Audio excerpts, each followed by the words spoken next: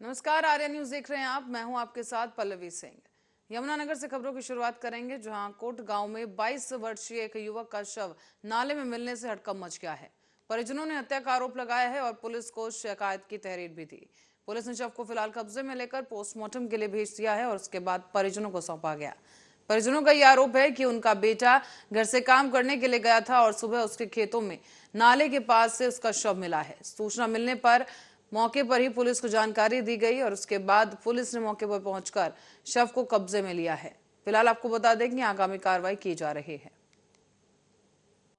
लड़का है, एक कंपनी में काम करता था, नाइट ड्यूटी पे जा रहा था अपने। उसके बाद हमें नहीं पता इसके साथ क्या हुआ क्या नहीं हुआ। हमें इसकी सुबह लाश बरामद हुई है। कहाँ से? खेतों में से, गांव के पास बाहर खेत में से लाश बरामद हुई है। नशा वगैरह भी करता? कोई नशा नहीं करता। तो आपको सूचना मिली तो क्या देखा आपने मौके पे जब पहुंचे? हमने देखा कि लाश पड़ी हुई है हमारे बच्चे की, और कुछ था वहाँ पे।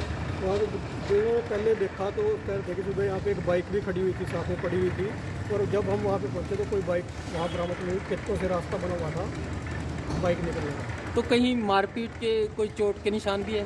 चोट के निशान तो अभी तक कुछ दिखा नहीं है। बच्चे भी देखते हैं मेडिकल में क्या होता है। तो अभी देखने से क्या लग रहा है कि क्या कोई हाथापाई करके कोई मर्डर किया गया? मर्डर ही, हमें तो मर्डर का ही है कि मर्डर किया गया।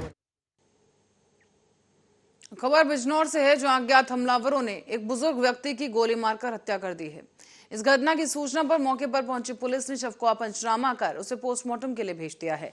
फिलहाल अज्ञात हमलावरों के खिलाफ मुकदमा दर्ज कर इस मामले की जांच शुरू की गई। लगभग 8 बजे थाना कोतवाली देहात पर सूचना प्राप्त हुई कि रहमापुर के जंगल में अजय पाल सिंह के खेत में एक व्यक्ति का शव खून से लथपथ औंधे मुंह पड़ा हुआ है। इस सूचना पर थाना प्रभारी कोतवाली देहात एवं क्षेत्राधिकारी नगीना मय फोर्स के मौके पर पहुंचे। आसपास के गांव के लोग भी आ गए। शव की पहचान नरेंद्र सिंह सनाफ रूपचंद सिंह निवासी इस्लामपुर बिश्नोईवाला के रूप में हुई। शव को देखने से प्रथम दृष्टया प्रतीत हो रहा है कि किसी व्यक्ति द्वारा सर में गोली मारकर हत्या की गई है। शव का पंचायतनामा भरकर पोस्टमार्टम के लिए भेजा गया है। मृतक के बेटे की तहरीर पर हत्या का मुकदमा दर्ज करके इसकी विवेचना की जा रही है। घटना के अनावरण के लिए 3 टीमें गठित की गई हैं।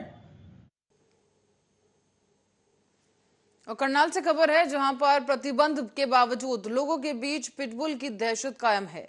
शिव कॉलोनी में एक पालतू पिटबुल ने यहां पर 9 वर्षीय बच्ची पर देर रात को हमला कर दिया और कुत्ते के इस हमले का शिकार हुई बच्ची गंभीर रूप से घायल हो गई है।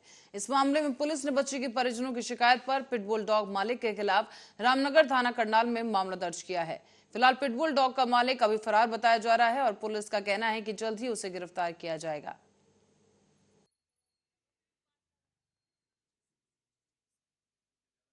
हाँ जी, ऑपरेशन तो ठीक हुआ है जी। बस अभी देख रहे हैं जी, थोड़ा निशान वगैरह शायद रहेंगे, कैसा क्या होगा जी। मुझे ये अभी तो बड़ी दिक्कत है जी, बहुत दिमाग भी खराब हो रहा है जी। बस इंसाफ मिले जी बच्ची को जी। इसकी तो पूरी ज़िंदगी खराब हो गई। देखो अगर शादी करूँगा तो वो भी 10 बातें देखते हैं जी। अब निशान हो गया जी लड़की के चेहरे पे, तो आगे बड़ी मुश्किल हो जाएगी जी। हाँ जी। वो ना मैं छत पे खेली थी, आंटी ने दूसरी वाली तो आंटी ने थोड़ी देर बुलाया था। फिर एक और आंटी उन्होंने कहा कि है ना अपनी छत पे चली जा। फिर अब मैं ना कुत्ते को छोड़ रही हूँ। फिर ना उन्होंने मैं ना जा ही रही थी, उन्होंने कुत्ता छोड़ दिया। तो पहले भी कभी कहा था कुत्ते छोड़ देंगे, ऐसा कुछ कहा था आपको? हाँ, जब उसके सामने वाली लड़की को जब आप खेलते थे। तो कहाँ कहाँ चोट आई थी आपके? यहाँ पर तो काटा था और यहाँ पे भी। बच्ची थी, उसको पिटबुल डॉग ने काट दिया था सर। पिटबुल डॉग ने काट लिया। कोई बच्ची थी, शिव कॉलोनी में है, गली नंबर 2 में, और उसको अपना हमारी शिकायत मिलने के बाद FIR दर्ज कर लिया जी। अभी मतलब बंदा फरार है, अभी अरेस्ट हुआ नहीं है, बाकी मुकदमा दर्ज कर लिया है। तो सर किन धाराओं के तहत? 289 506 IPC। सर खतरनाक है काफ़ी कुत्ता। हाँ पिटबुल डॉग। जी जी जी, तो अपील करेंगे सर इस तरह का ना खुले में छोड़े लोग। हाँ ये तो अपील है ही बिल्कुल, प्रशासन की वो कर सीएम साहब ने भी अनाउंस कर दी बगैर स्टेशन के नहीं रखेंगे अभी, लेकिन कई आदमियों ने नहीं पता इस चीज़ के बारे, और जैसे ही वो अधिसूचना जारी होगी उसके बाद फिर। और हरियाणा ग्रामीण चौकीदार सभा के बैनर तले शहजादपुर के चौकीदारों ने मांग की है और मांग न माने जाने पर विरोध करते हुए पंचायत मंत्री का पुतला फूंका है। राज्य प्रधान बाबूराम की अगुवाई में चौकीदारों ने कहा है कि बार बार मांगों को पूरा करने की गुहार लगाई जाने के बावजूद सरकार मांगे नहीं मान रही। उन्होंने ये भी कहा कि अगर समय रहते मांगे नहीं मानी गई तो बड़ा आंदोलन किया जाएगा। इस विरोध में खंड शहजादपुर के चौकीदारों ने रविवार की सुबह मुख्य बस स्टैंड के नजदीक सरकारी स्कूलों के बाहर जमकर नारेबाजी लगाई। इसके बाद मंत्री का पुतला कंधे पर उठाकर नारेबाजी करते हुए बस स्टैंड के नजदीक पहुंचकर चौक पर पुतला फूंक दिया है। बाबूराम ने कहा है कि ग्रामीण चौकीदार दलित और पिछड़े वर्ग से हैं। पिछले 4 साल से चौकीदारों को उनके मानदेय में कोई बढ़ोतरी नहीं की गई।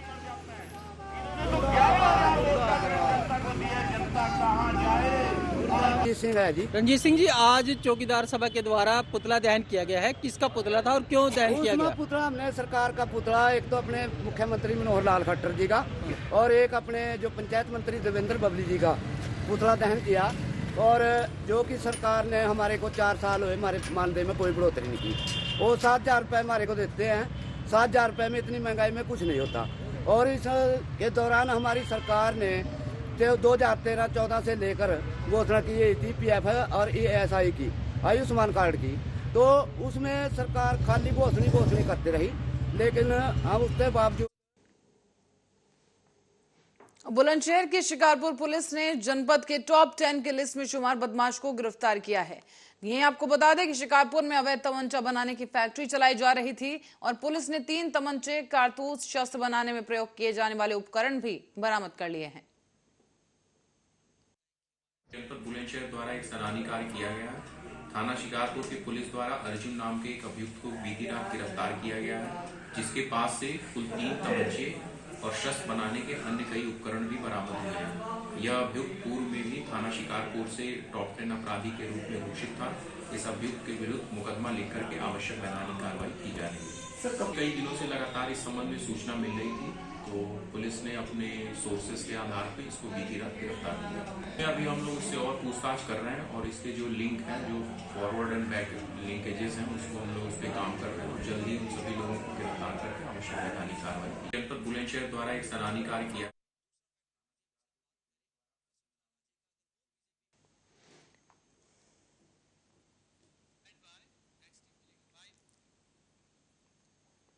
और गोरखपुर से खबर है, जहां भारत जोड़ो यात्रा कुशीनगर से होते हुए गोरखपुर शहर के टाउन हॉल स्थित गांधी प्रतिमा पर माल्यार्पण कर वहां से मगहर के लिए निकल गई है। इस दौरान कार्यकर्ताओं ने कांग्रेस और राहुल गांधी जिंदाबाद के नारे लगाए। साथ ही कांग्रेस की भारत जोड़ो यात्रा का नेतृत्व फरेंदा के विधायक और प्रांतीय अध्यक्ष वीरेंद्र चौधरी ने किया है। उन्होंने कहा कि भारत जोड़ो यात्रा को पूरे देश में अपार जन समर्थन मिल रहा है और केंद्र और प्रदेश की बीजेपी सरकार से जनता महंगाई, बेरोजगारी और अन्य मुद्दों से त्रस्त आ चुकी है। साल 2024 में होने वाला जो चुनाव है उसमें जीत के लक्ष्य को हम हासिल करेंगे।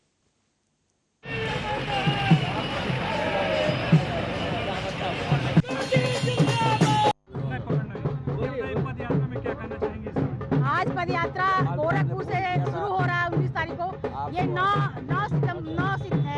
दिसंबर से शुरू हुआ है। कई राज्यों में देवरिया, कुशीनगर, आजमगढ़, बलिया, मऊ, महाराजगंज होते हुए गोरखपुर में आ रहा है। आदरणीय वीरेंद्र चौधरी जी के नेतृत्व में ये पद यात्रा निकल रहा है। भारत जोड़ो यात्रा राहुल गांधी से करोड़ों लोग जुड़ रहे हैं। आज मैं गोरखपुर से पद यात्रा निकाल रही हूँ और सहजनवा में समापन होगा और 22 किलोमीटर यात्रा मैं नंगे पैर चलूंगी अपने आदरणीय राहुल गांधी जी को जब तक प्रधानमंत्री न बन जाए। कहां से कहां तक ये यात्रा भारत जोड़ो, प्रादेशिक भारत जोड़ो यात्रा है, जो कुशीनगर से शुरू होकर मगहर में समाप्त हो रही है। और इसका उद्देश्य जो भारतीय जनता पार्टी द्वारा फैलाई हुई नफरत और डर के माहौल को खत्म करना है। साथ ही साथ बढ़ती हुई महंगाई और बेरोजगारी के खिलाफ जनता तक जन आंदोलन बनाना है। किस तरह का लगता है कि आने वाले समय में या 2024 में ये यात्रा लोगों के लिए, बच्चों के लिए देखिए, ये राजनीतिक यात्रा नहीं है। ये यात्रा समाज में नफरत और डर को खत्म करना है। और इसका जो आपको जाने हैं, आप पत्रकार लोग हैं, राजनीति से जोड़ रहे हैं, लेकिन राजनीति से कोई मतलब नहीं है। और खबर अब रायबरेली से है। रतापुर चौराहा पर स्थित विवादित सोमू ढाबा गिराए जाने के मामले में सपा नेता शिवपाल यादव ने अपने कार्यकर्ताओं के साथ वहां पर पहुंचकर मुलाकात की है। ढाबा गिराए जाने को लेकर विरोध भी व्यक्त किया गया और साथ ही पीड़ित परिवार से भी मुलाकात की गई। जानकारी के अनुसार बता दें कि रविवार की सुबह जिला प्रशासन के द्वारा नक्शा पास न होने पर इस विवादित ढाबे को जेसीबी की मदद से जमींदोज कर दिया गया। इसको लेकर सपाइयों में काफी ज्यादा आक्रोश व्याप्त है और इसी के तहत शिवपाल सिंह यादव यहां पर पीड़ित पक्ष से मिलने के लिए पहुंचे हैं। तस्वीरें हम आपको दिखाते जा रहे हैं कि यहां पर जेसीबी की मदद से इस ढाबे को ध्वस्त कर दिया गया है।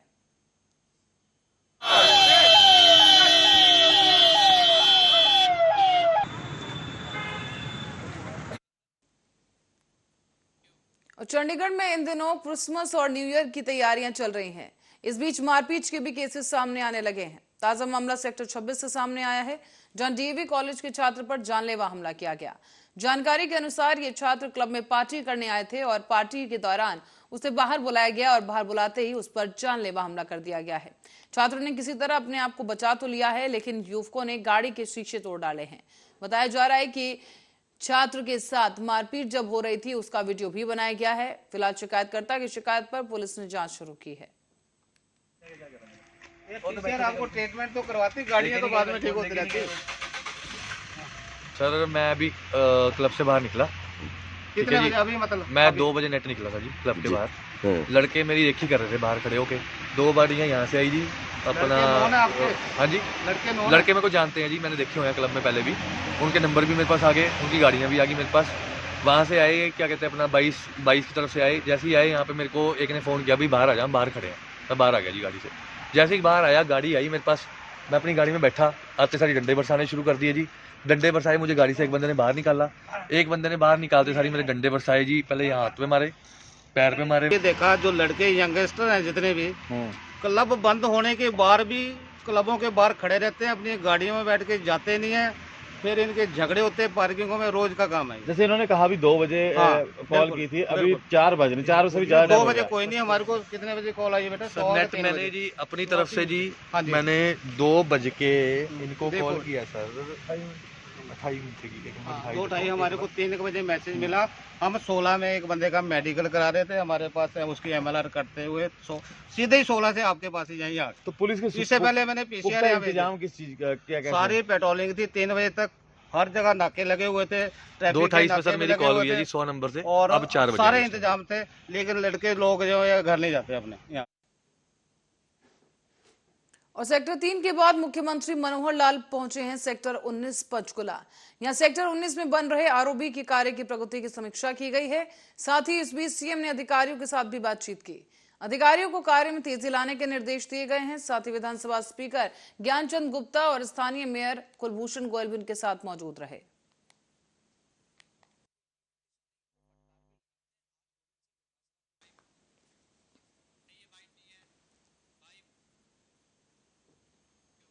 और रायबरेली में नर कंकाल के अवशेष मिलने से हड़कंप मच गया है। मानव कंकाल की इस वक्त आशंका जताई जा रही है और बड़ी तस्वीर इस वक्त की सामने आ रही है। आप देख सकते हैं कि यहाँ पर नर कंकाल मिला है झाड़ियों से। स्थानीय लोगों ने इसकी सूचना पुलिस को दी और पुलिस ने कंकालों को, उसके अवशेषों को कब्जे में लिया है और अब इस मामले की जांच की जा रही है। ये जो कंकाल है किसी शख्स का बताया जा रहा है, मनुष्य का कंकाल बताया जा रहा है और फिलहाल इस पूरे मामले की गुत्थी सुलझाने में पुलिस जुट चुकी है। मामला रायबरेली से सामने आया है, जहां पुलिस ने कंकालों के अवशेषों को जुटाना शुरू कर दिया है। साथ ही अब उन्हें जांच के लिए भेजा गया है।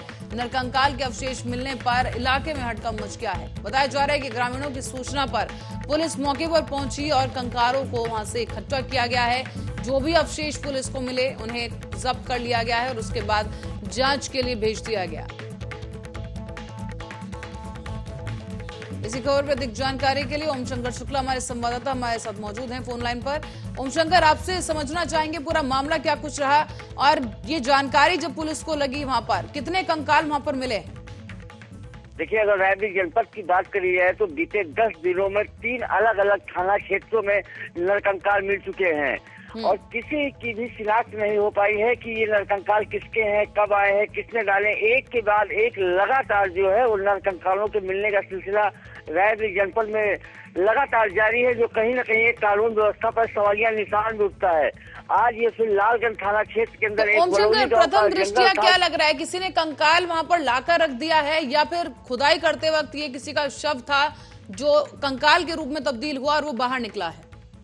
नहीं, ये कंकाल खुदाई में नहीं निकला हुआ है। ये कंकाल जो है वो जंगल में पड़ा हुआ था। जब स्थानीय लोगों की नजर इस पे पड़ी तब उन्होंने जाके पुलिस को सूचना दी है। तब मौके पर पहुंची पुलिस ने जो है वो कंकाल क्योंकि कई टुकड़ों में बटा हुआ था उसको इकट्ठा करके जो है अब उसको पोस्टमार्टम के लिए भेजा जा रहा है और पुलिस आगे की विधिक कार्रवाई कर रहे हैं। लेकिन अगर जो बात करी जाए कानून व्यवस्था की तो बीते 10 दिनों में लगातार जो है वो 3 कंकाल मिल चुके हैं। अभी तक किसी की भी कंकाल की नहीं हो पाई है। तो ओमशंकर, जैसे कि कंकाल मिले हैं और आप कह रहे हैं किसी ने वहां पर देखा भी नहीं है कि इससे पहले ऐसी कोई घटना हुई हो, तो क्या जादू टोना या फिर अंधविश्वास का एंगल भी यहाँ पर हो सकता है? हाँ, ये सारे एंगलों की जांच तो पुलिस करेगी, आगे की विवेचना बढ़ाई है। लेकिन लगातार जिस तरह जंगलों में कंकालों के मिलने का सिलसिला जारी है वो उससे जो है ग्रामीण भी भयभीत हैं और जिले में भी जो है एक भय का माहौल भी उत्पन्न हो रहा है, क्योंकि किसी भी कंकाल की अभी तक शिनाख्त नहीं हो तो कोई खुलासा पुलिस नहीं कर पाई है। तो ओमशंकर, जिस तरह से कंकाल को वहां से अवशेषों को इकट्ठा किया है तो उसकी जांच रिपोर्ट कब तक आ पाएगी? अब जांच रिपोर्ट ये तो पोस्टमार्टम होगा, पोस्टमार्टम के बाद बिस्तर सुरक्षित होगा, फिर डीएनए की मैचिंग होगी। वो एक लंबी प्रक्रिया है। लेकिन जिस तरह से जो है कंकालों के मिलने का सिलसिला लगातार जारी है वो एक बहुत ही इससे जो है जिले में लोग भयभीत है कि आखिर ये कंकाल कौन फेंक रहा है, कहाँ से आ रहे हैं और ये कंकाल सबसे बड़ी बात है किसके। तो पुलिस का इस पर क्या कहना है? जिस तरीके से लगातार कंकाल मिल रहे हैं, अब जैसे कि आप बता रहे हैं कि लोगों में भी दहशत है इस वक्त, तो पुलिस का इस वक्त क्या कहना है इस पूरी घटना को लेकर? पुलिस सभी के बारे में सिर्फ एक रटाया जवाब देती है कि जांच जारी है और शिनाख्त कराने के प्रयास करे जा रहे हैं। अगल बगल के जनपदों से जो भी है किसी कंप्लेंटें हैं जो काफी दिन पहले गायब हुए हैं उनका भी ब्यौरा जुटाने की बात कह रही है। लेकिन रायबरेली जो है एक कंकालों का एक हब बनता जा रहा है। चलिए ओमशंकर, बहुत बहुत धन्यवाद इस जानकारी के लिए। दर्शकों को बता दें कि यहाँ से कंकाल मिले हैं और जैसे कि हमारे संवाददाता ने कहा कि करीब 10 दिनों के अंदर 3 नरकंकाल जंगलों से पाए जा चुके हैं। लेकिन इसी घटना की वजह से अब पुलिस व्यवस्था पर भी सवाल उठ रहे हैं, कानून व्यवस्था सवालों के घेरे में कि आखिर कैसे वहां पर नरकंकाल मिले हैं, ये किसकी हत्या हुई है और या फिर कौन है जो इस तरह के नरकंकाल वहां पर अवशेष छोड़कर जा रहा है जंगलों में। हालांकि अंधविश्वास के एंगल से भी पुलिस अब जांच कर रही है और जो भी अवशेष पुलिस को मिले हैं उसे जांच के लिए, फोरेंसिक जांच के लिए भेजा जा चुका है। प्रक्रिया थोड़ा लंबी है लेकिन उसके बाद ही कुछ पता चल पाएगा। पुलिस इस पूरे मामले की छानबीन में जुटी है।